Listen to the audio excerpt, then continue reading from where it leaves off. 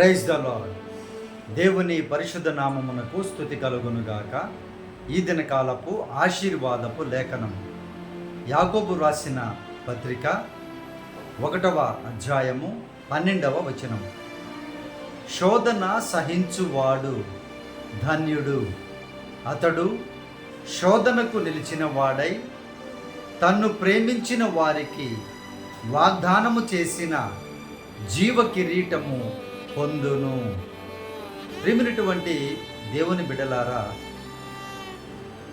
శోధన విశ్వాస జీవితములో ఖచ్చితముగా ఉంటుంది.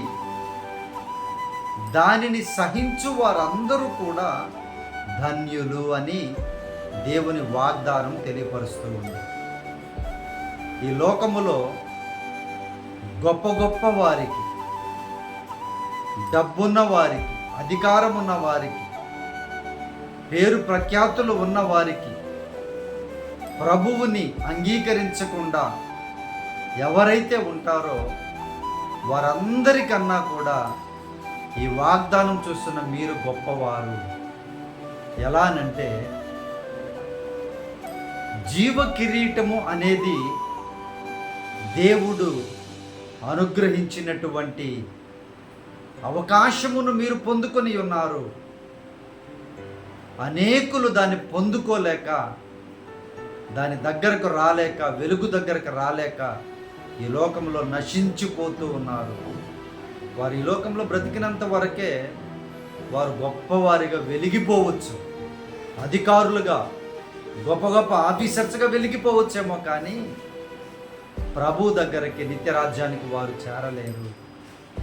ప్రియా సహోదరి సహోదరుడా, నీకు వస్తున్న శోధన ప్రభు నిన్ను ప్రేమిస్తున్నాడు కాబట్టే, నీకు జీవ కిరీటం ఇవ్వాలని ఆశ కలిగి ఉన్నారు కాబట్టే ఆ శోధనలకు పర్మిషన్ ఇస్తూ ఉన్నారు. ఆయన పర్మిషన్ ఇచ్చే దేవుడు. ఎందుకు అనంటే, నా బిడ్డ నీతిమంతుడు, నీతిమంతురాలు, నా బిడ్డలు నువ్వు చూపించేటువంటి భ్రమలకి పడిపోరు. ఈ లోకానికి వారు చూసి, లోకమును చూసి వాళ్ళు పడిపోరు. నువ్వు ఏదైనా శోధన చేసుకో అని సైతానికి పర్మిషన్ ఇస్తున్నాడు. ప్రియ దేవుని బిడ్డ, నువ్వు ఆ శోధనకి నిలుస్తూ ఉన్నావా, పడిపోతూ ఉన్నావా? జాగ్రత్తగా గమనించుకో.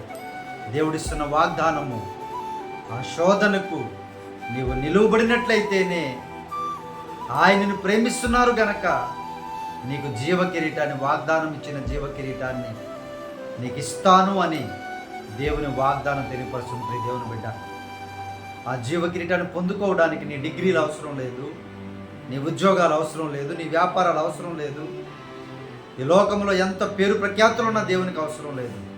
ఆయనకు కావలసింది శోధనలో నిలబడేటువంటి మంచి తత్వము, శోధనను ఎదిరించేటువంటి మంచి ధైర్యము. నాకే ఎందుకు ఈ శోధన అనుకుంటున్నావేమో, దేవుని బిడ్డ, నిన్ను ప్రేమిస్తున్నారు యేసయ్య. జీవ కిరీటాన్ని నీకోసం సిద్ధపాటు చేసి ఉన్నారు ఆయన.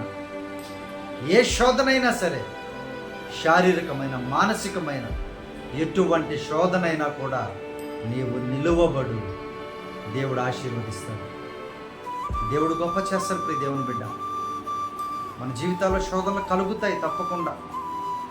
శోధన కలిగితేనే మనం సువర్ణం వలె మారగలం. నా జీవితంలో అనేకమైన భయంకరమైన శ్రమలు, భయంకరమైన అవమానాలు, నిందలు,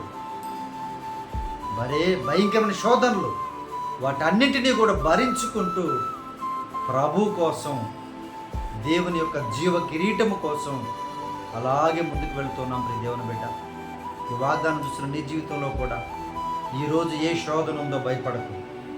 వాటి ముందు నిలువబడు. దేవుడు నీ పక్షాన ఉన్నాడు. నీ చుట్టూ ఆయన దూతల కావలి ఉన్నాయి. ఆ శోధకుడు నిన్నేమి చేయలేడు. ప్రియ దేవుని బిడ్డ, ఆ శోధకుడిని నీవే ఓడగొట్టాలి. అప్పుడు దేవుడు మనకి జీవ కిరీటాన్ని ఇస్తాను అని వాగ్దానం చేస్తున్నారు. ఈ వాగ్దానం పొందుకొనిలాగున, దేవుడు శక్తిని దయచేయలాగున ప్రార్థన. పరిశుద్ధాత్మ దేవ, మా ప్రియ పరలోకపు తండ్రి, ఈ వాగ్దానం చూస్తున్నటువంటి బిడ్డలు నాయన ఏ శోధనలో ఉన్నారో మీకు తెలుసు ప్రభువా. మీరే సహాయము చేసి ఆ శోధనలో నిలువబడే శక్తిని, సర్వాంగ కవచమును యేసునామమున దయచేయుదురుగాక. విశ్వాసముతో బిడ్డలు నింపండి నాయన. శోధన జయించే శక్తిని దయచేయండి అయ్యా.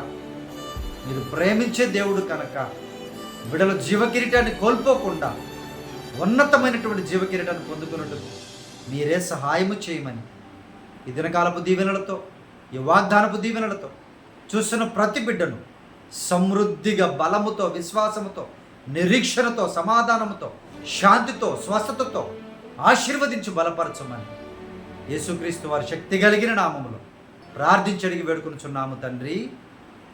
ఆమేన్.